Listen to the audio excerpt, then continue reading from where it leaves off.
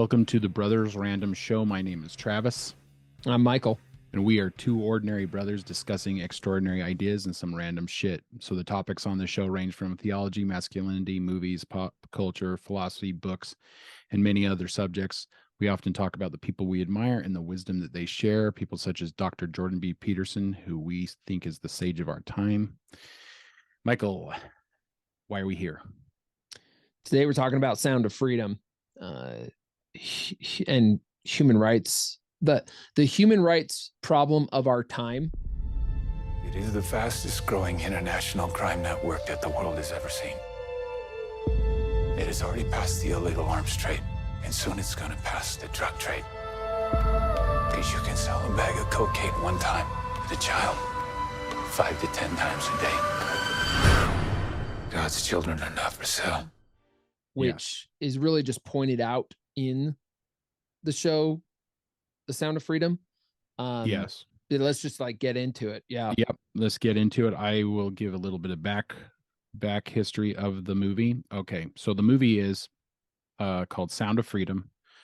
It stars Jim Caviezel, who's done a bunch of movies. You would know him. Everybody would know him from Frequency. What's the other one? The Count of Monte Cristo. Count of Monte Cristo and Passion of the Christ. It's directed by Alejandro Monteverde. I think I'm butchering his name, but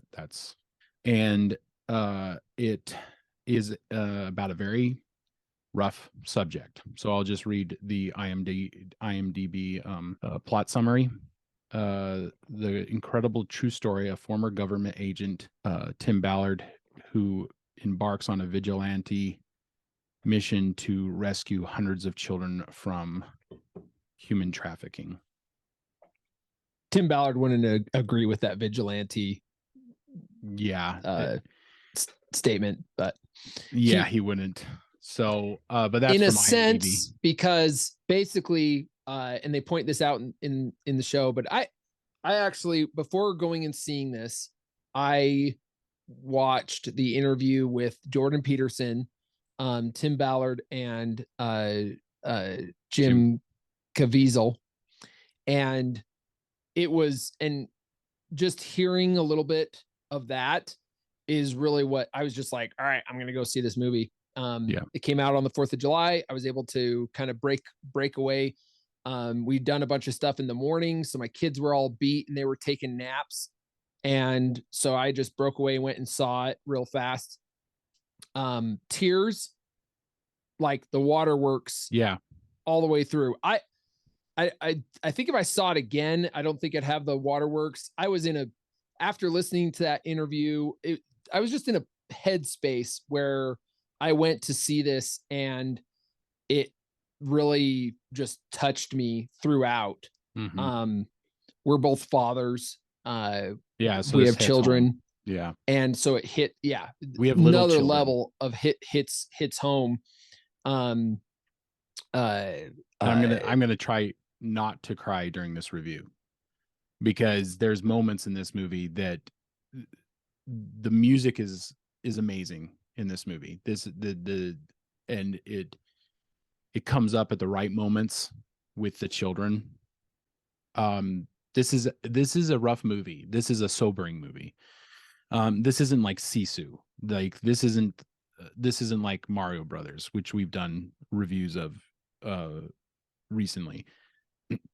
This is a tough subject matter and is very somber. They do an excellent job of not going too far with the subject matter. You understand, and it's implied many times, that there is slavery of children throughout the world, and it is, and according to this movie, it is the fastest growing criminal activity Yeah. in the world right now. And the United States is the buyer of, what is it, 90% of it? So it ranks in one of the interviews, Tim Ballard pointed out that the US ranks number 1 in child pornography, and number 3 in destinations for basically the actual act of people coming to sexually exploit children. Yes. Yeah. Which as a father and as somebody who whose basically only goal in life is to care for my children. That's what I live for. Mm-hmm. It is sobering to the point of just emotional overload to see these individuals trying to catch these monsters. And I want to be careful about not, it was very, very heavy, but I walked away from the film feeling very hopeful. Yeah. And it had a really good balance of that feeling, making you feel that heaviness, Mm-hmm. but then also having hope that we have the power, the people have the power to be able to change this. And I mean, this being a review, I mean, maybe we should get into a little bit of like the story. It's based on a true story where Tim Ballard, about Tim Ballard, who was a CIA operative. He was a Homeland Security operative. Oh, Homeland Security. Sorry. And basically he came to a crossroads where he was helping bring some of these human traffickers to justice, but he frees a boy and that was human trafficked, and then who asks him to go save his sister. And like nowhere was this sister going to be under his jurisdiction of the Homeland Security being able to go do this thing, right? He was part of Homeland Security, and therefore, because he was in that umbrella, he couldn't, there was red tape that he couldn't, there were certain things he couldn't do. Yeah. Right. You can't, he had to have Homeland Security permission. Can't go to another country and exact our laws on them. That's the problem. And so what he did is he just quit his job. And as so he could go on his own. As a private citizen, he can actually do more than a government official, because what you need to do is you need to cut the snake off at the neck, right? You need to go to the countries where they're providing this, and he said, like you mentioned, the IMDb said that becomes vigilante, and he would not like that, because in one of the interviews, he basically points out, he's like, this is not vigilantism. We go to that country and we work with their local law enforcement. Yeah. We help the local law enforcement, and we actually generally they will allow the local law enforcement to receive all the credit.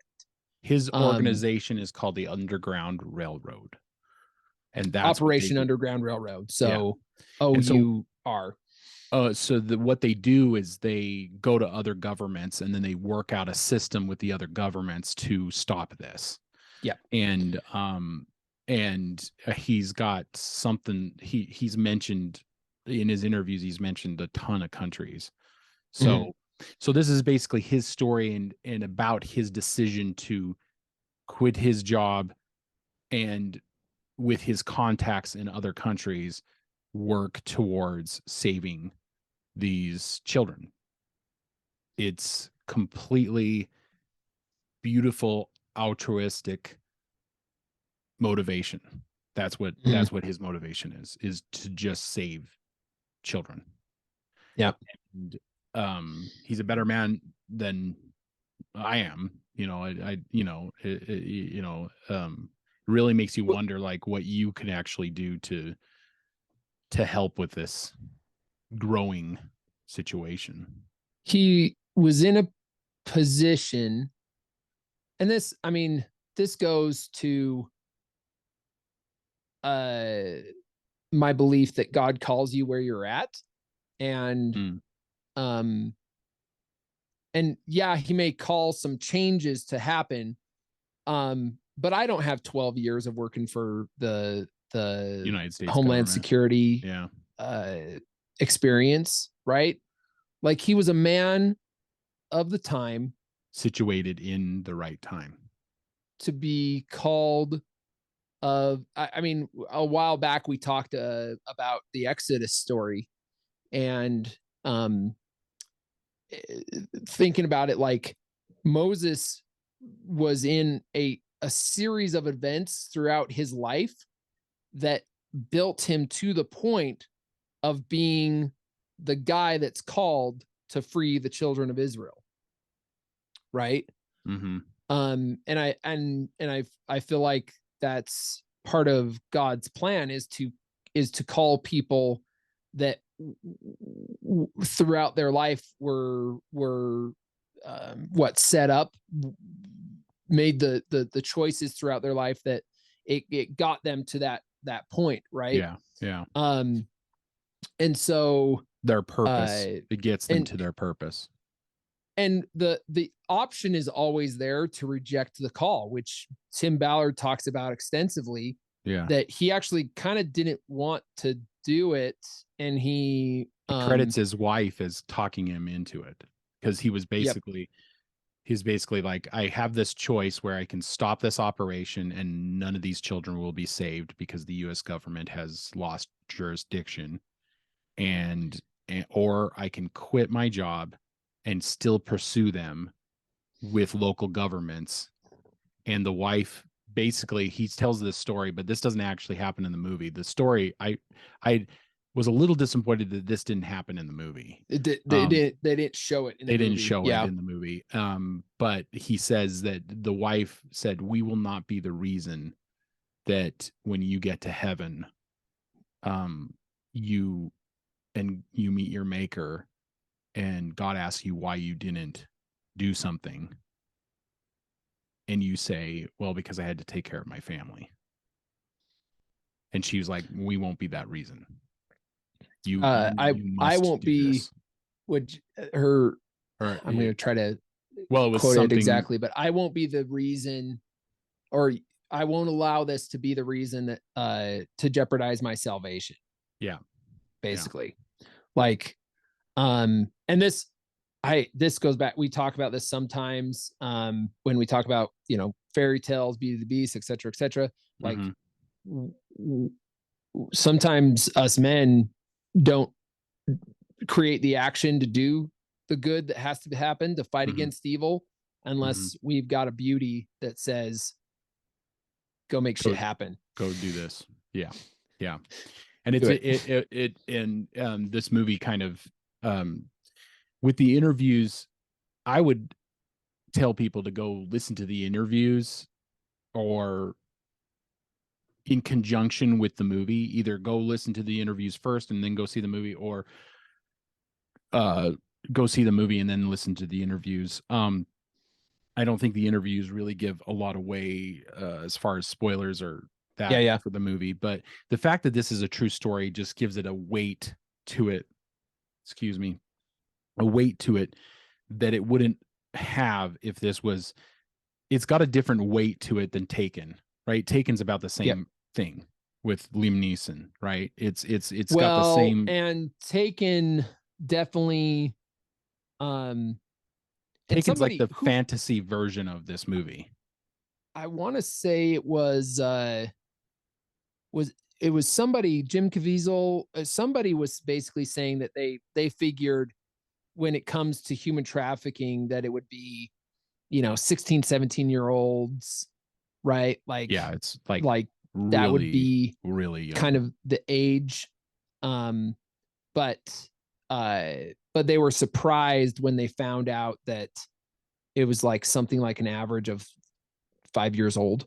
So I want to say 4 or 5 is like the average or something like that. Wrong. I mean, we're talking about, and it sometimes just blows people's minds to think now and that's the verses, right? Taken was like she was 16 years old. Yeah. And most of the women that he comes across in that movie are like, they look like they're at least 16, 17, 18 years old, somewhere around there. Yeah. Right.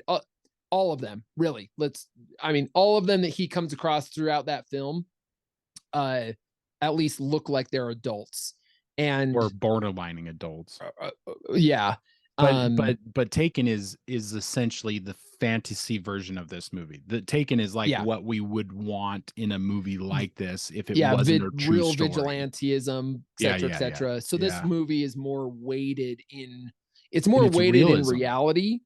Oh yeah. I kept expecting there to be a huge shootout and stuff like that. It doesn't actually happen.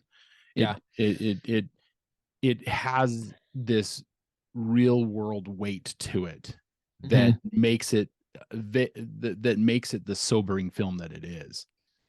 And to be honest, I think if they had thrown in those cool knife fights and maybe it would have taken away from these gun shootouts and everything, like I actually think it would have removed us from the reality of it. I think.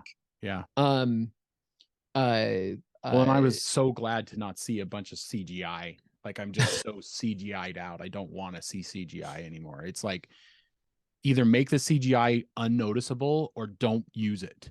Do something else. And it's like I was so. Well, it had a budget of $14.5 million, right? Yeah. So I want to say budget of $14.5 million, and I want to say what's so great is it opening day they made back their money. They made back that. Now that's to make back their money. They probably need to do a little bit more. Well, because they have 16. They have prints and advertising, and that usually costs quite a bit too. I'm appalled at some of the news articles that are coming out about it. That's like that are talking about it. Conspiracy. Yeah. And at the end of the movie, they actually have footage of the raids. Yeah. And it's like, what?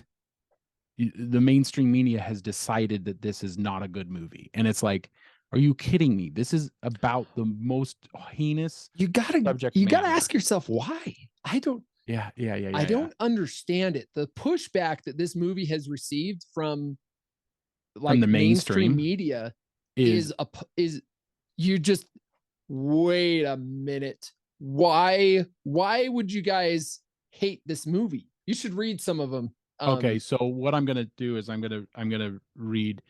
Before I read that, I want to just say that it did better than it opened on 4th of July.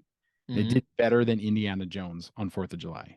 Indiana Jones came out the weekend prior, right? Yeah, and Indiana Jones.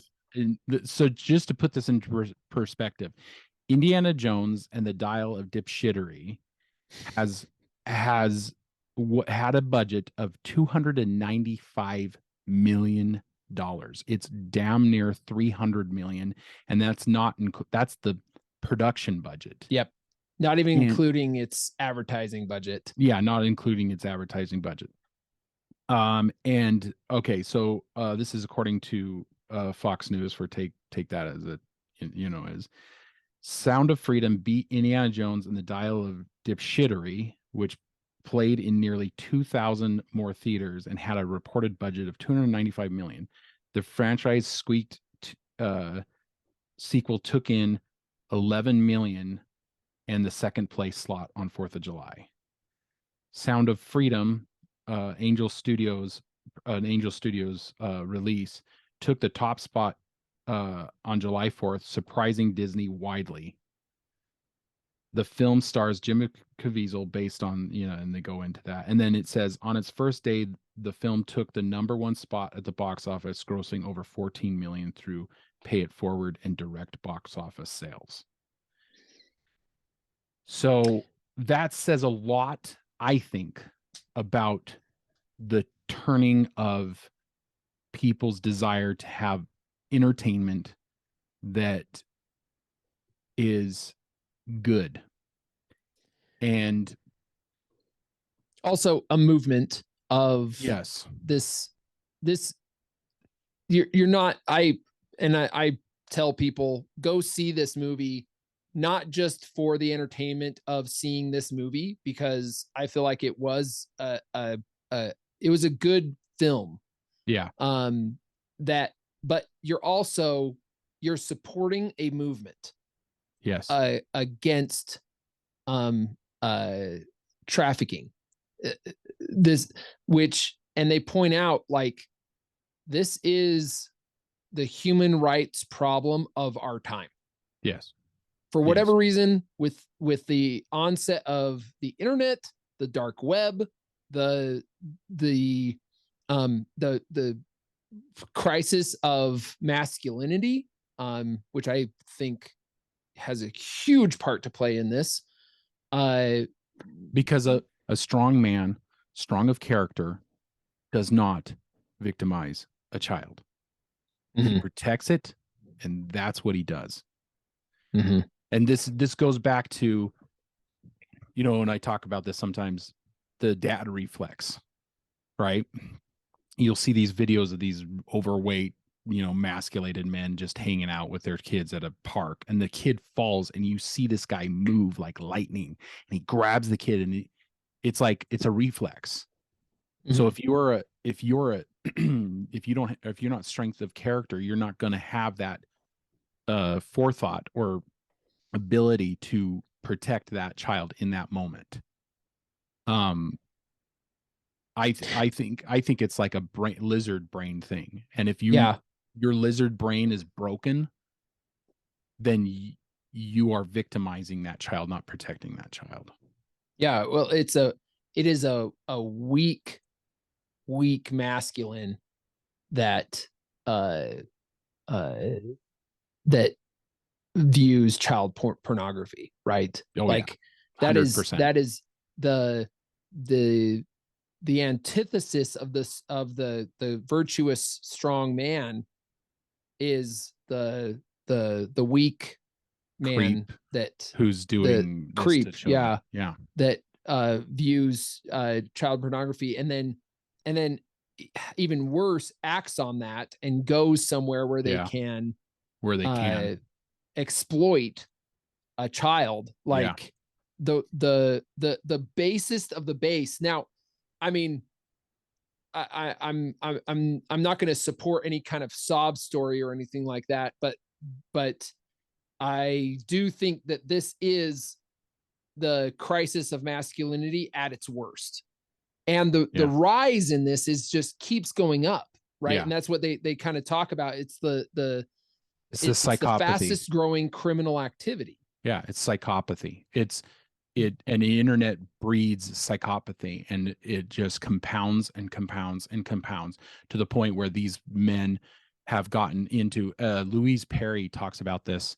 Audience, if you guys want to look up, she's a journalist who wrote the book The Case Against the Sexual Revolution, which is she's got some really great insight to this. And she says that that pornographic material nowadays is violent.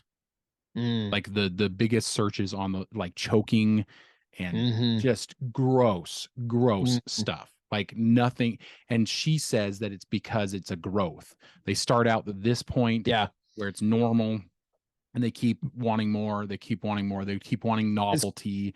As Chris Williamson points out, the FAP entropy, where he points out that, like, the pornography kind of has to get worse and worse and worse and worse. It's hard to imagine that somebody would start watching pornography and then eventually get to where they like children. Like, they want to. It is for us. I don't get it. It's just it's beyond my comprehension. Yeah, but it's happening. And a lot of people, and this was one of the things that Tony Robbins points out in his interview with with Tim Ballard and Jim Caviezel was that like this is it. Sometimes it's so hard to think that this is possible, that people don't really want to think about this stuff. And so that's one of the reasons that this is a hard subject. Yeah. And Jordan Peterson points this out in this is the Cain and Abel story where when you're so nihilistic in your own life, you only live to destroy your ideal. And us as human beings, our ideal is the children because they have all this potential. Where our ideal is the innocence. Yeah, innocence. I look at this child, kill the innocence. Yeah, destroy innocence. And I as a normal, ordinary dude, look at my child and go, "Oh, I would do anything for this child. I believe that this child has a great future ahead of her, and I have no. That's what I want. I want the potential to grow." And I'm not nihilistic and I don't want to destroy it. But Cain was so angry that the spirit of Cain wants to kill the innocence, kill the ideal. And just that's what goes into, and I guess I don't know. Should we? I'll read a couple of these headlines. Yeah, read some of this. Okay, so this crap. Some of these headlines just piss me off. Okay, so this is a headline. We're just reading headlines from Google search and Rolling Stone. According to Rolling Stone, Sound of Freedom is a superhero movie for dads with brain worms. Oh my gosh. Why? Is Sound of Freedom a true story? What to know about the movie? QAnon lies. Oh my gosh. That's from the Washington Post. Gosh, it really makes you wonder why would you hate this so much? These are the top stories about this movie. These are the top stories about this movie. This is where we've come. Yeah. This is where we've come. That a movie that wants to end human trafficking is getting blasted by mainstream media because are you effing kidding me? Like, really? Okay, this is from Yahoo Entertainment.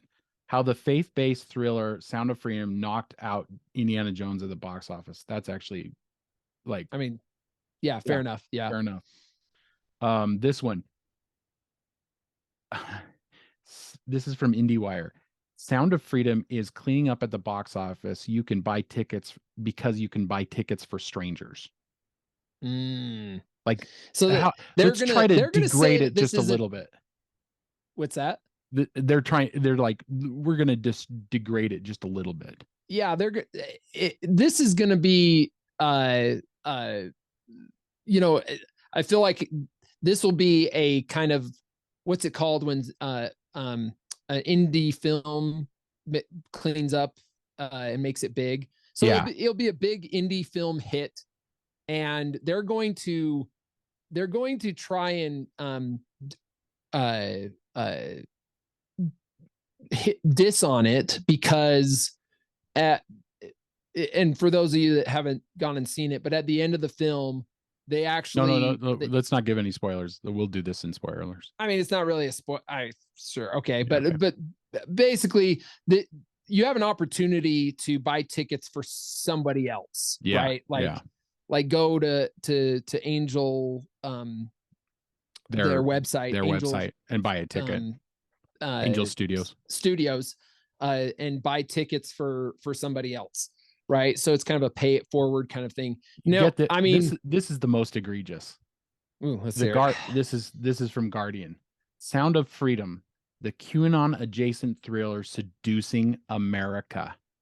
Oh my gosh. That's from the Guardian. Can you believe that? Wow. Seducing America. What the just because you want to uphold your Indiana Jones, and that's all you want is to see because in the strong female character, Indiana Jones, and there's strong, they're there are strong female characters in this film, The Sound of Freedom. But generally it is about men going into these dangerous things and into these dangerous environments and saving children. Saving children.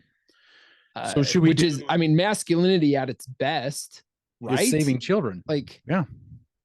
Protecting and saving. That virtuous monster coming out and gonna save children. It's just it makes you, it really does. I'm sorry. It really does make you wonder about the cabal, the something, the powers that be having a interest in dissing on this movie. Yeah. Are they trying to keep human trafficking alive? Like what the, that's what it sounds like. What the hell is going on?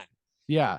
That's just the top searches for Google. So it's interesting because 20 years ago when the indie movie scene was blowing up, like you got Pulp Fiction was an indie movie, and Napoleon Dynamite was an independent movie. So 20 years ago, you would have had these independent movies that were blowing up everywhere, and people were like, "Oh, this is the independent movie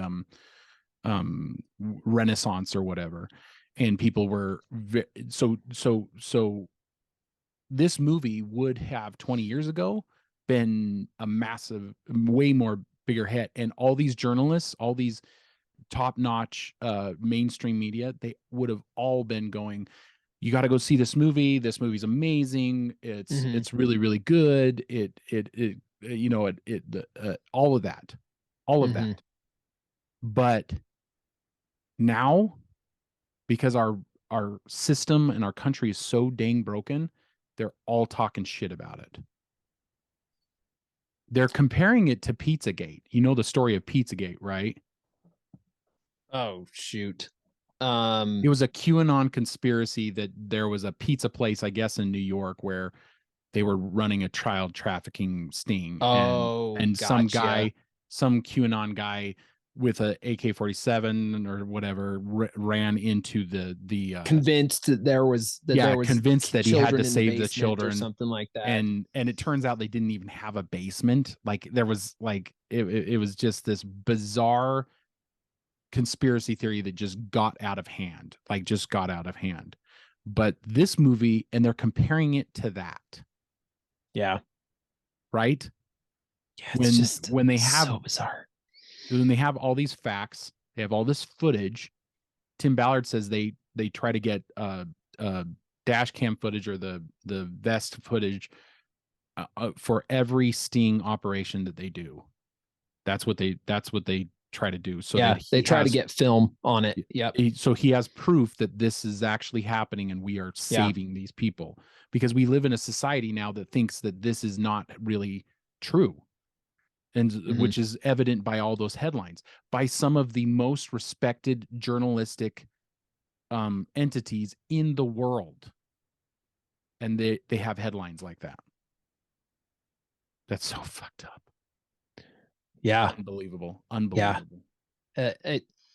Okay, let's get back to the movie. Okay. Yeah. We're going off. I want to say a few things before we get into spoilers. Let me talk. Okay, so this movie is beautifully shot. It's professionally done. It's this is a religious movie, but not in the religious movie of, oh, God loves you and I love you and we're gonna that kind of puts people off when you say a religious movie. I would say that this is a religious movie in the sense that the main character is religious, but he is on a mission. And I love the saying he says throughout. He just says, God's children are not for sale. And I just, it gets me every time. Okay. Jim Caviezel is the star. The character played by Bill Camp is Vemprio. Vemprio is so good. He's played by the character actor Bill Camp, which is Bill Camp always plays the cops. the cops that come to interview the victims and stuff like that. He's always got speaking roles, and you recognize him, but he's the guy with the cigars. Yeah.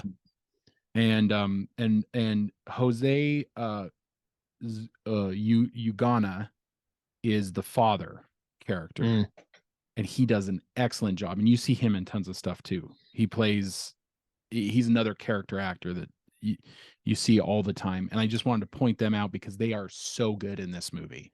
And the little boy that plays his son is really good too. I was like that boy acting, tearing up and tears and stuff, and yeah. I was just like, oh my gosh, this little kid is excellent. Acting is amazing. Yeah. Yeah. I want to put a shout out to the director Alejandro Monteverde, and I think he did an excellent job. And the composer is Javier Navarrete.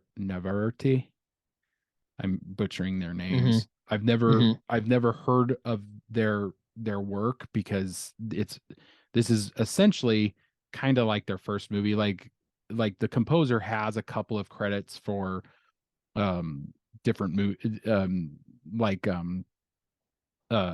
Clash of the Titans, but it's all like kind of helping with the sound and stuff like that. So he's not like the main composer, I don't think, but the music in this is phenomenal. It's a phenomenal score, and it gets you every time. So I just want to put those shouts out. I'm butchering their names. But I just wanted to do that before we get into spoilers. Just quick overall thoughts. Go see it. I felt like the pacing was fine, was great. Now, given I have heard a few people kind of criticize the pacing. Now that being said, I was waterworks basically the whole film. So if I had a chance to just dry my face, I kind of like would take a breather, right? And so I felt like whatever pacing they did was good for that, because it was like really, it would be really tense and really hard. You have this intense moment, and then you'd have kind of a scene with a bunch of people around a table, and then you'd have this intense moment and a scene with a bunch of people around a table, so that was good, because it kept giving you like a little bit of reprieve from the previous intense moment. So it really, and there are moments of levity. I mean, even though the movie is very, very somber, there's 2 or 3 big laughs in the movie. And I thought that was excellent. That's like Jim Caviezel doing his leaning a little bit into comedy. So I was pleased about that. Tony Robbins mentions that like Jim should be up for an Academy Award, right? Nomination at least. Yeah, because, but this is getting blackballed by the industry. Oh, I would be surprised that I think if the Academy Awards wanted to save face a little bit. Yeah. Oh, wait, we aren't for child trafficking. Maybe they should give it some love. Give it some 100%. Not that anybody's listening, but if anybody up there gets wind of this, like, let the people know that you're not involved with this, and give it some love, because I'm sorry, the red flags are going up because of the hatred that this film is receiving. Yeah. The red flags are up. And all of us are on to you. We the people are on to you. What the fuck is going on when you are hating on this film?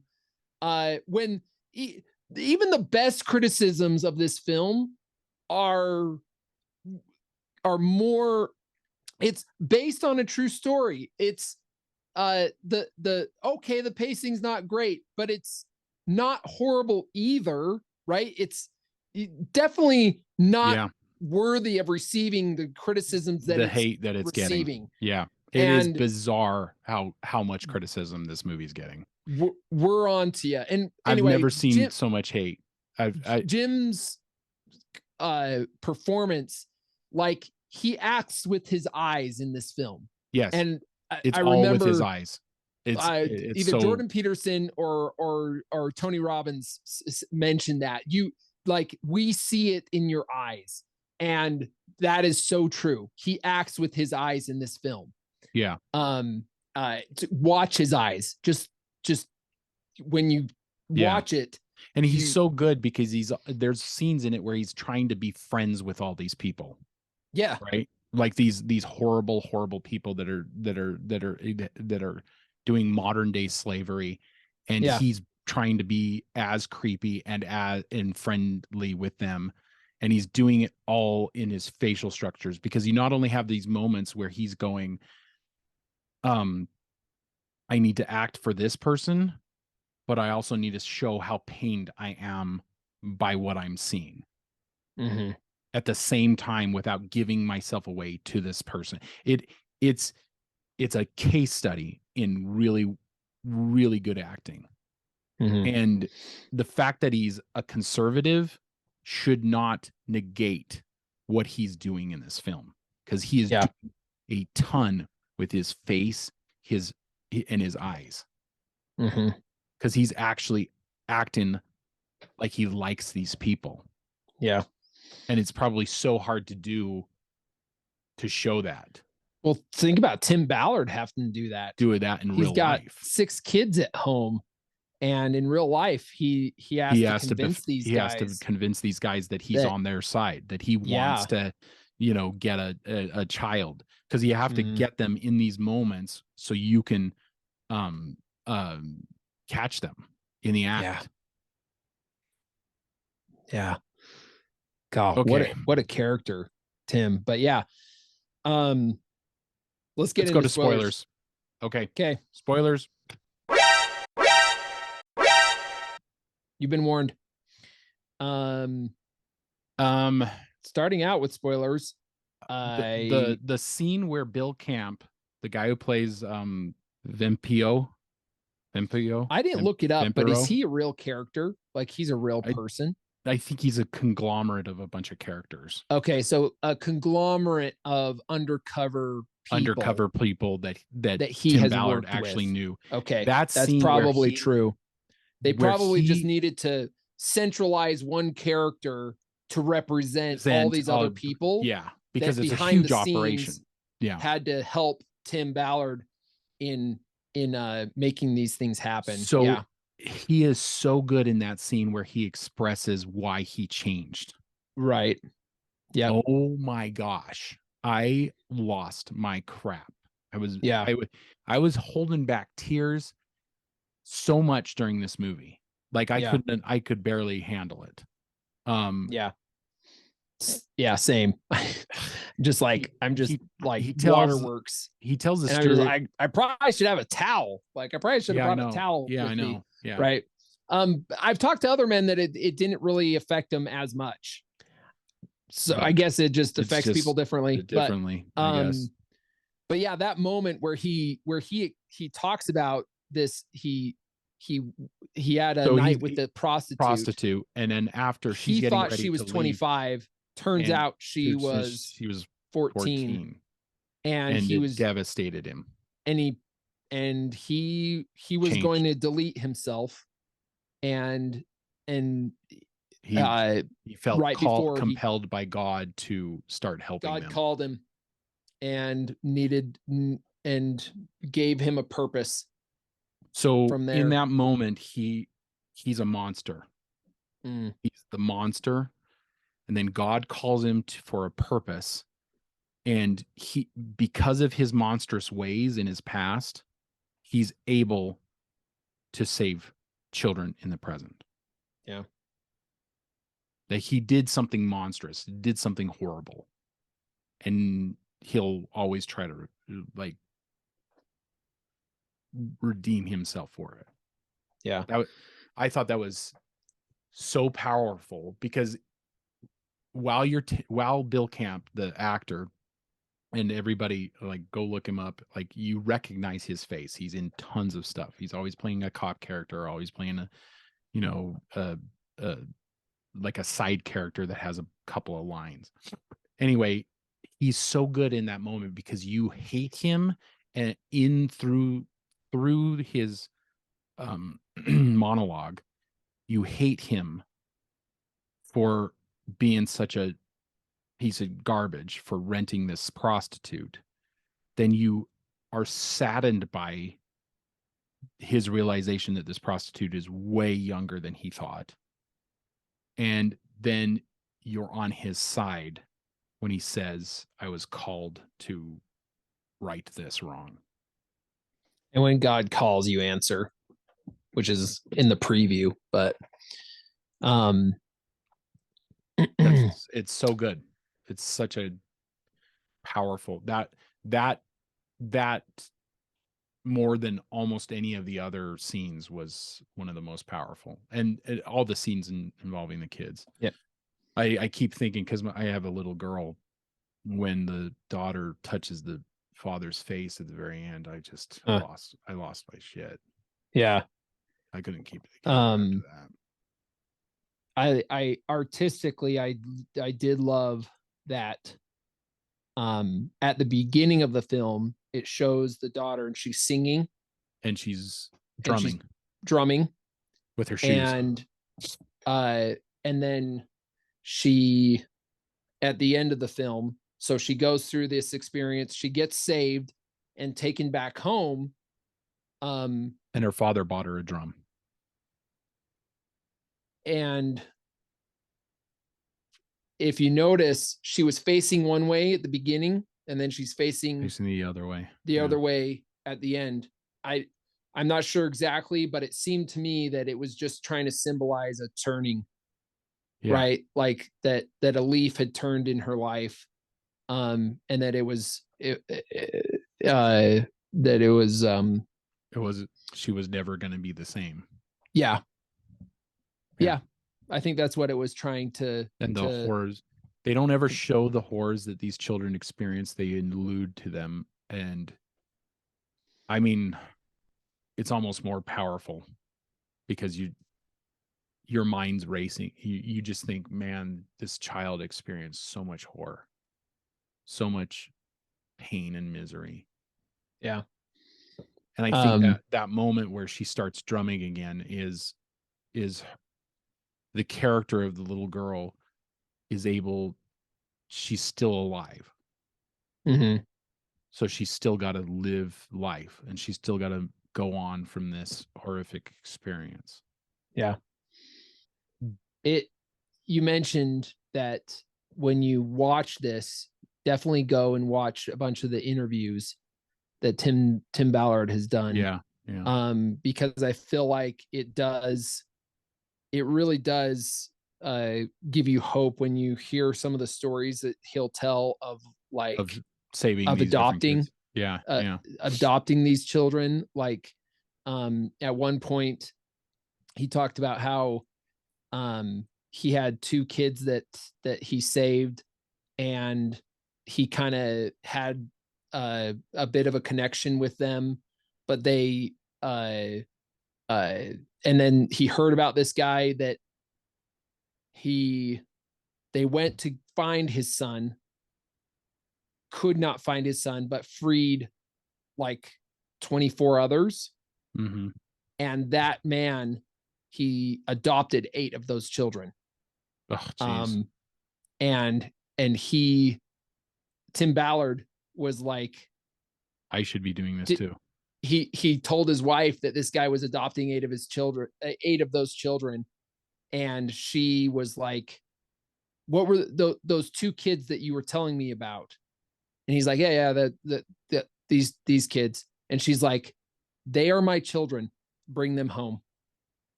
Like, and they're going to be my children. I was just like, oh my gosh, what a woman to want to open that up. And bring those children to a loving home. Well, and Jim Caviezel says one of the reasons he got so close to this material is because has 3 adopted children from another country.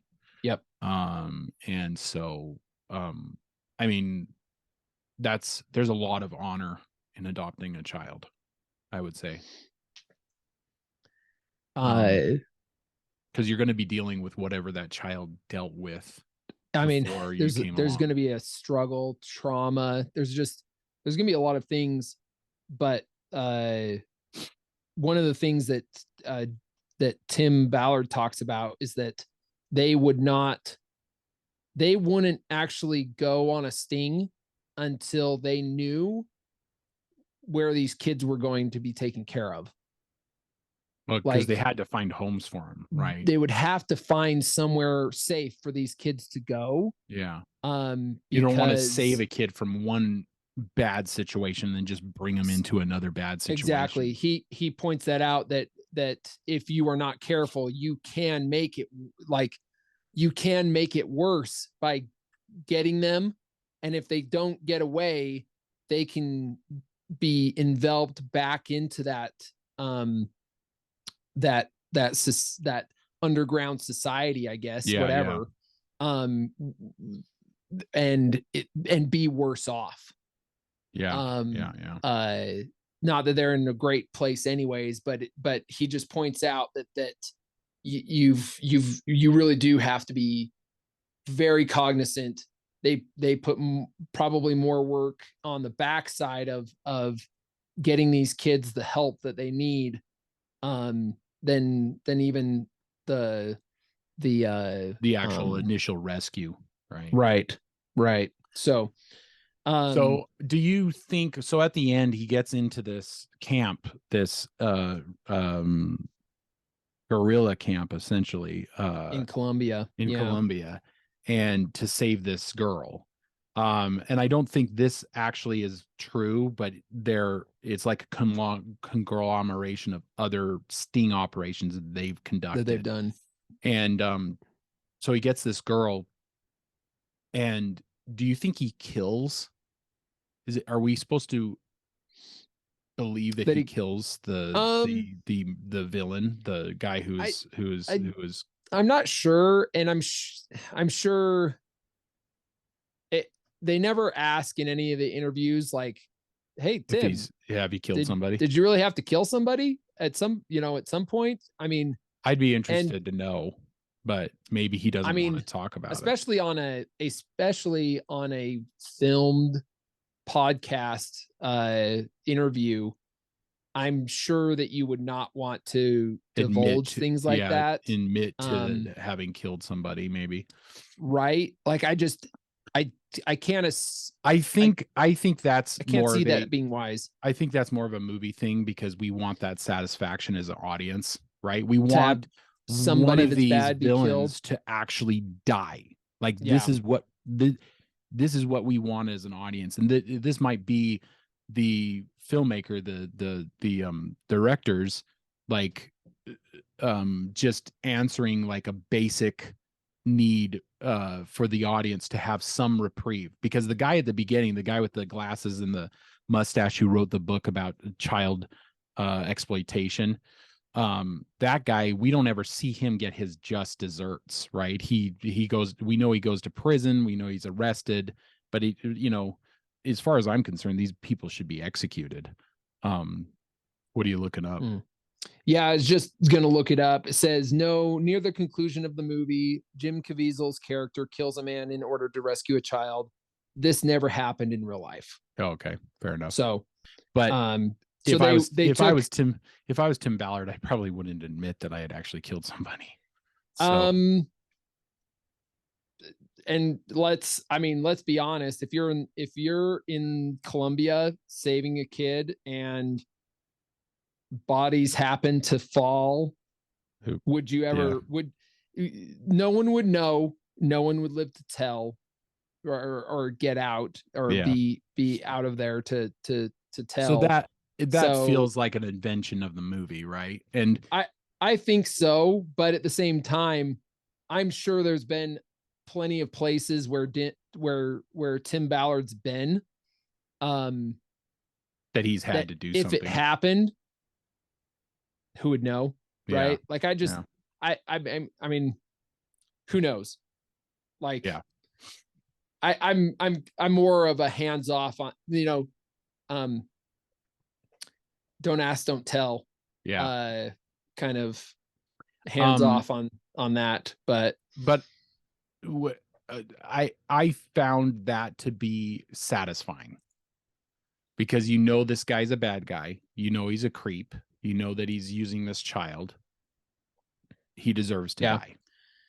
Well, and you this is not like Taken, where you get that satisfaction of him just going ape shit and killing all the bad guys.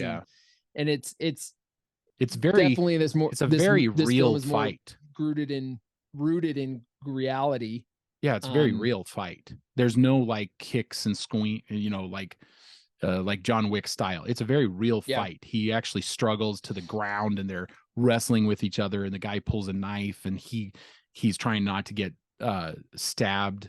So it's a very real, like it felt real, and they kept cutting away to the kid. So it might have been two things. It might have been a limitation of resources for the movie.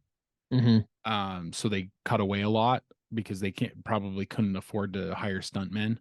And secondly, it actually reinforces the realism of the movie when the fighting is actually kind of on the realistic spectrum. And I would say that this movie is not an action film. It's more of a tense movie. It's a thriller. It's got those tense moments where, is he going to get caught at this? Are his lies to these people, these evil people, going to work? Or are they going to find him out before the time? I like watching this film, I walked away from this really, I did kind of feel like it would be great. Totally different like type of film, but it did make me think. I was just like, we need to have a Punisher where it's about taking down child trafficking rings, or Boondock Saints. Yeah, where something like that. It's this, only we get some of that John Wick style fighting. Gonna fuck you up. Yeah. So now that would be what was the Guardian that was like feeding into America, or that would wishful be thinking of American men's. Yeah. Now that would be. This movie was not that. Yeah, this movie's very heavy, and I shudder to think that these journalists who went to it thinking, "Oh, this is such BS that we're gonna write articles about how it's all conspiracy theory." It's like, you have to be a heartless bastard to do that. Another level. Like either that, or you have to be a person who wants to keep the child trafficking going. It's one of those two. I don't know. So it could be that there's the cabal that's trying to keep human trafficking going. But there's also just that we hate conservatism at any cost. Yeah. That a movie that mentions God, how dare it mention God? How dare they be men of faith? Right. Like all these things that it's just. So they're so captured by the anti conservatism or religiosity, the woke religion. They're so captured by it. I mean, think about how they're talking and stuff like that. It's just like, wow, okay, you guys are captured so much by the woke religion that you can't even think for yourselves, and think that child trafficking is evil. Or that this movement that deserves more, deserves to be out there. The movement that is being laid at the feet of the people by this movie, right? Like this film is a call to a movement to the people. And that's, I mean, spoil, like you stopped me before, but that's Yeah, we're in at the end of spoilers. this film. At the end of this film, Jim Caviezel comes on as Jim Caviezel, and he says, as the "I had the honor of playing Tim Ballard in this film." As the credits are rolling, he talks directly to the audience. To the audience, thank you for coming and seeing this in the movie theater. That seeing it in the movie theater is what helps this cause grow. And he mentions Steve Jobs said that a story is what moves the world, or yeah, I forget the quote, the exact quote. Like that. Yeah. But and then he says that Abraham Lincoln referred to Harriet Beecher Stowe as the little lady with the big book. Yeah. And the book that started this, the little book that started this big war. Yeah. Okay. Yeah. Because now there's some things I've read, some things that might have not been true, but regardless, her book did start people rethinking slavery in our country when it was legal. The story made a movement, right? And his point was a movement. Yes. This story is the Uncle Tom's Cabin of our time. This movie is the Uncle Tom's Cabin of our time. And then he basically says, spread the word, see it in the theaters, right? See it and donate to Operation Underground Railroad, donate to Angel Studios.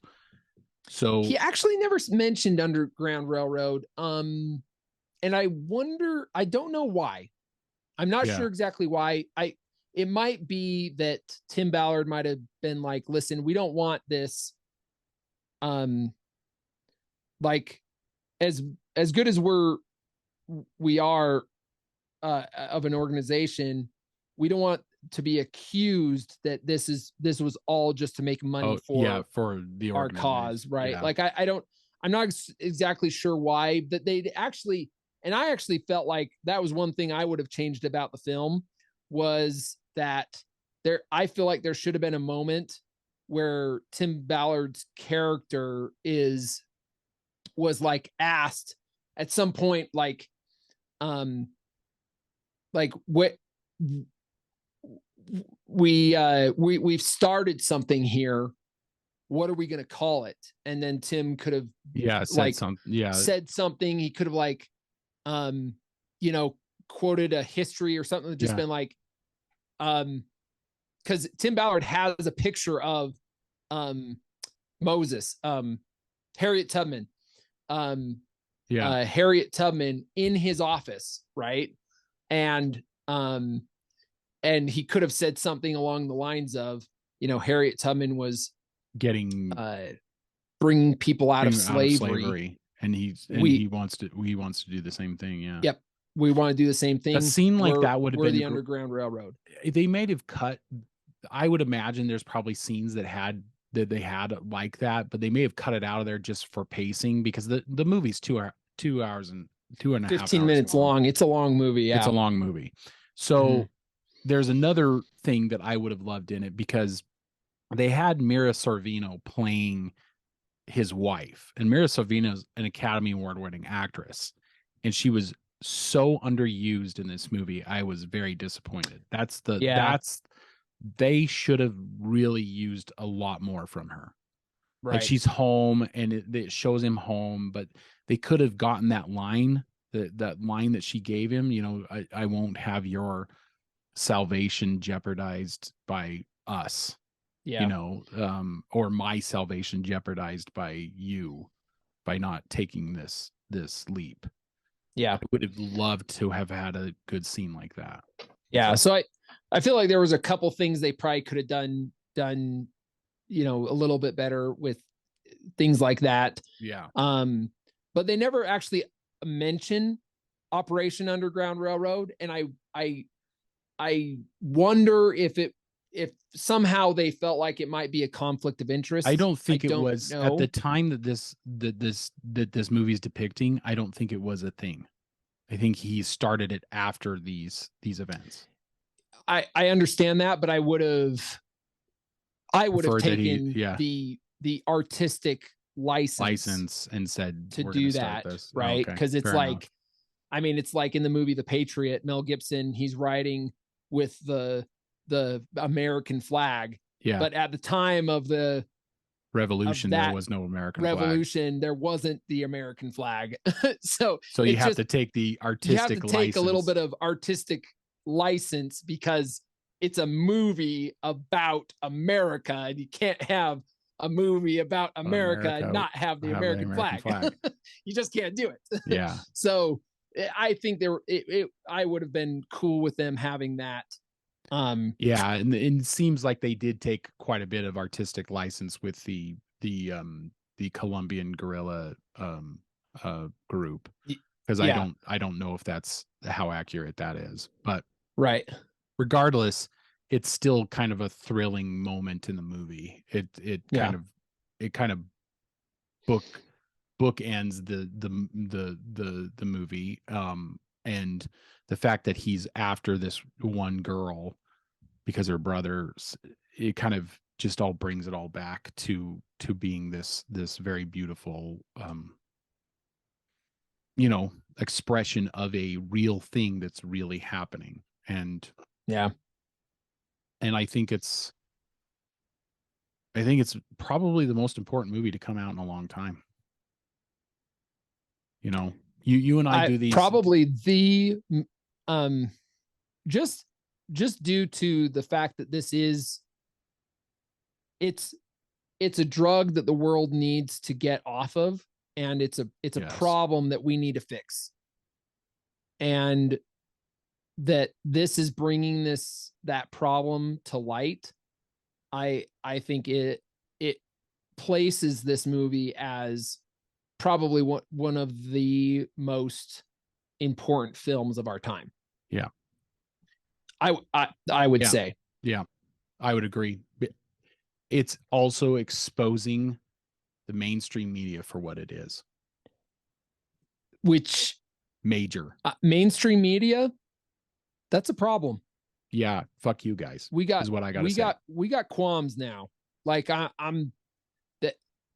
that's they're saying the quiet part out loud. They're basically saying, we don't want this movie to become the success that it deserves to become due to animus towards conservative thoughts, due to like where that's not a problem reason here. That's not a good reason. Where's the problem? Yeah, I mean, let's be honest here. It really does. It's like, so you're against this movement of freeing slaves? What? Like what? I mean, let's call this for what it is, people. You don't want to support the movement that is for freeing people kept in captivity. Why? Because, yeah, like you said, because God's in it, because they mention God, because it's supported by a studio that wants to do faith-based movies. Because the main actor is a Christian, because there's not enough women in it. Like, what is the reason? Like, these are terrible reasons for you to not support this movie. Like, it boggles the mind to think that this movie is not being supported at every, even if this was a complete lie, even if this was not true, it still speaks about a message that we should stop this drug. Yeah. That the world seems to be addicted to. Yeah. And it's not a drug that just causes problems for the person who takes it. It's causing problems to everyone involved in it. Yeah. just blows my mind. It blows my mind that they're so overt about it. They're The Rolling overt Stone of headline. like, The Rolling Stone headline says it all. It's all like, is this QAnon conspiracy theory? yeah, Like, what are you? What? They show the real footage. yeah, that they freed 54 people in the scene where they had the island and they had a sting that The happened. island sting operation, yeah. That and Tim Ballard mentions that due to that one sting, there were others that got freed. So it got to about 120 people. Yeah. So, but that day, we're talking about 54 sentient beings being rescued from slavery. And that's, I mean, a central part of this film. And that really happened. That was a true story. And they're getting on, like they're hating on it because they took some license to the film, because it's white man. What is it? It's white man, wishful thinking. Yeah. Like, what?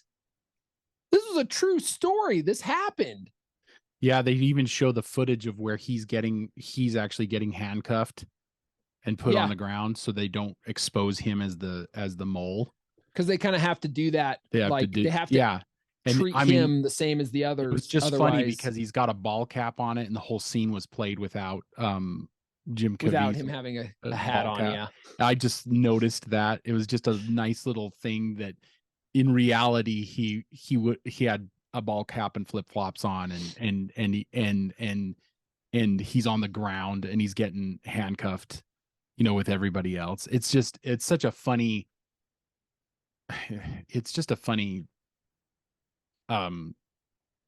nice little, the fact that they used the footage from the actual raid and put it in the movie is it was just at the end, right? Yeah, it was at the end. Yeah. Okay. Yeah. Well, and it looks like abduction footage at the beginning when they show kids being taken, grabbed. That's probably real. It looked like real footage. Yeah. True footage. And it breaks my heart because one of those was a baby. Yeah. Somebody stole a baby. It's like, oh my gosh.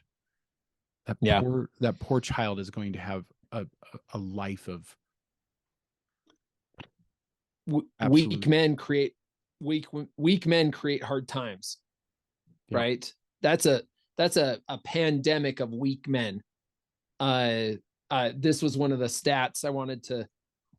So some of the stats of the 1,100 defendants charged in U.S. District Court with human trafficking offenses in fiscal year of 2020. So that's 1,100 people that were charged for human trafficking in 2020. 92% were male, 63% were white, so over half. And 95% were U.S. citizens. 66% had prior convictions. So, 92% were male. This is the masculine crisis of our time. Yeah, like for sure. And I've in the past entertaining the idea of like becoming a police officer. Yeah, I did too. Thinking about it, I was like, I feel like if I'm chasing a kid down the street, that's really the battle's already lost there, right? Yeah, and I didn't. I went to a recruitment job thing for police force when I was living in Las Vegas, and had this moment where I thought, I don't know if I could handle some of the stuff I saw. Mm-hmm. I don't know if I could stomach it. And that, right. Well, it's probably the same with Tim doing what he does. I'm sure that there's a different level of person that can handle that. And yeah, I don't think I'd have the stomach for it. So yeah, hats off to him, the guys. Well, and the guys who deal with it, that do this, right? Yeah, for sure. And it's kind of one of those things where it's like the rest of us need to support those people that have the stomach to do that.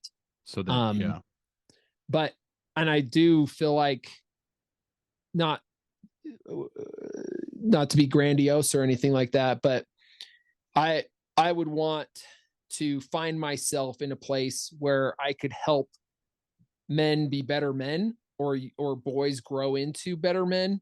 Yeah. So that they're not the weak men that perpetuate who consume this shit. Yeah.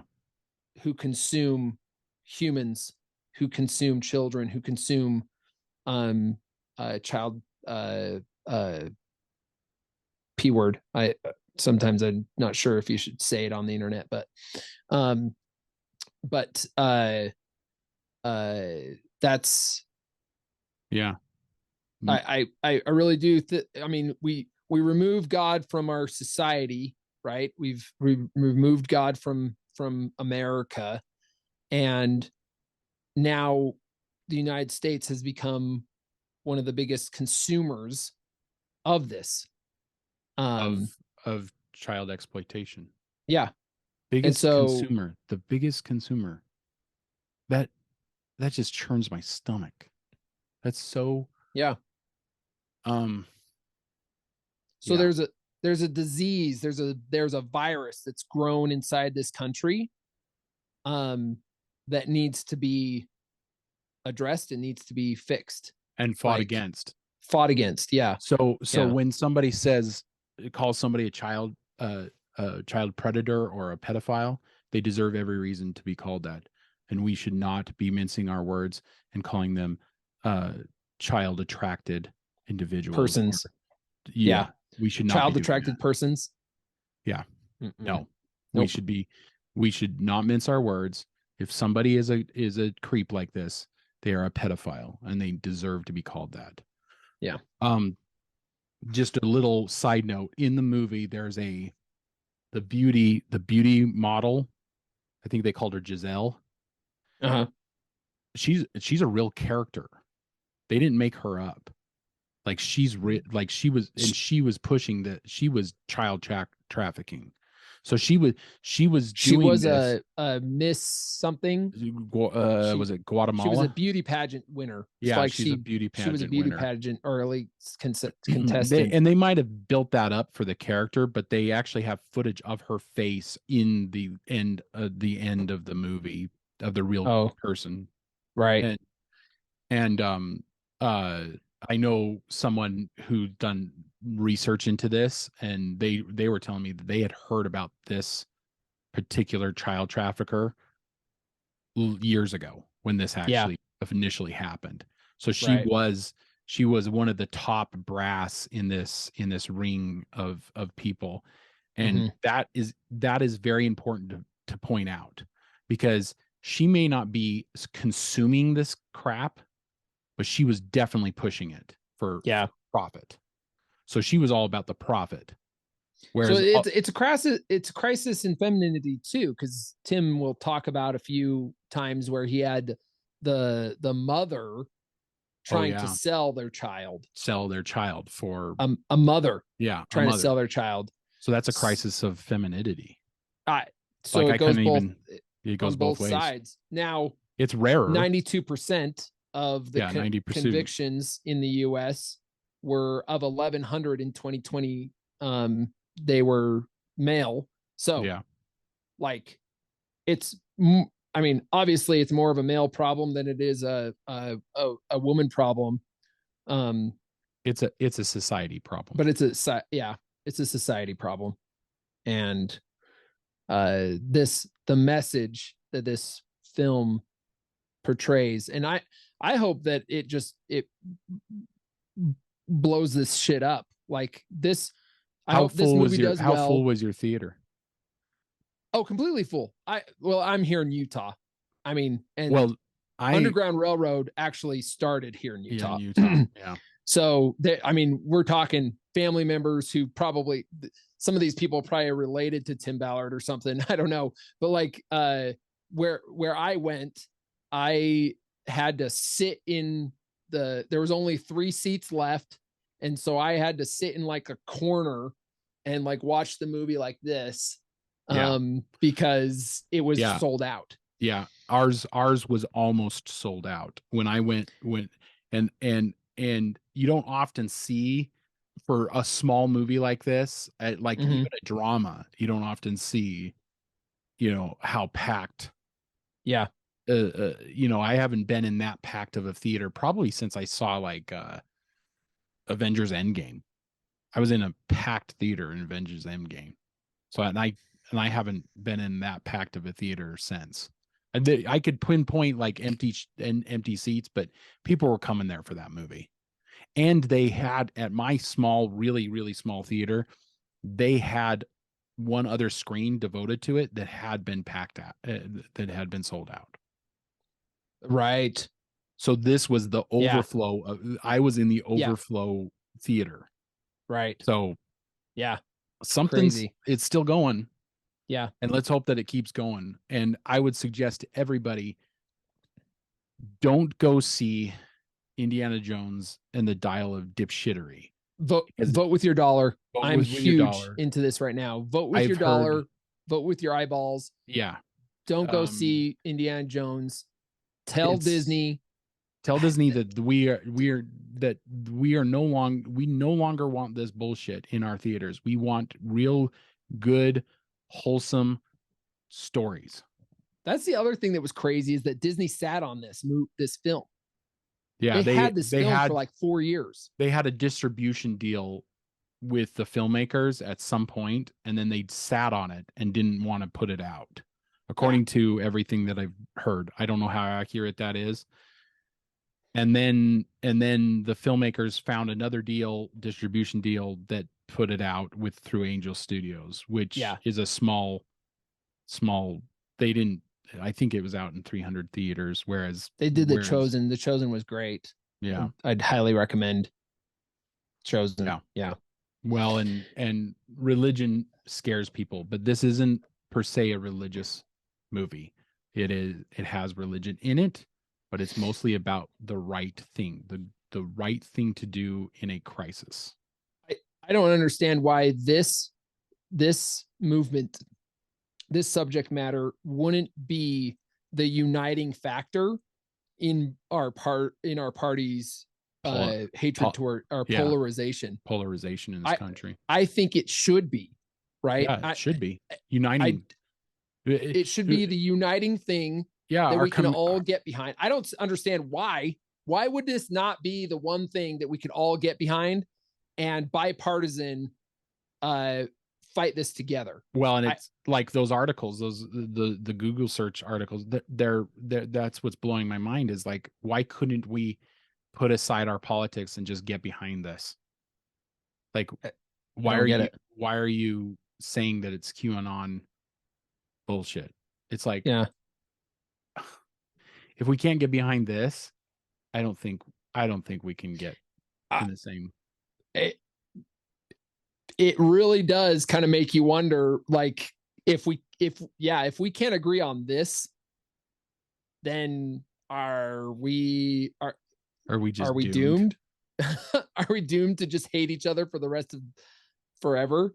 It definitely, I think it does show their cards a lot.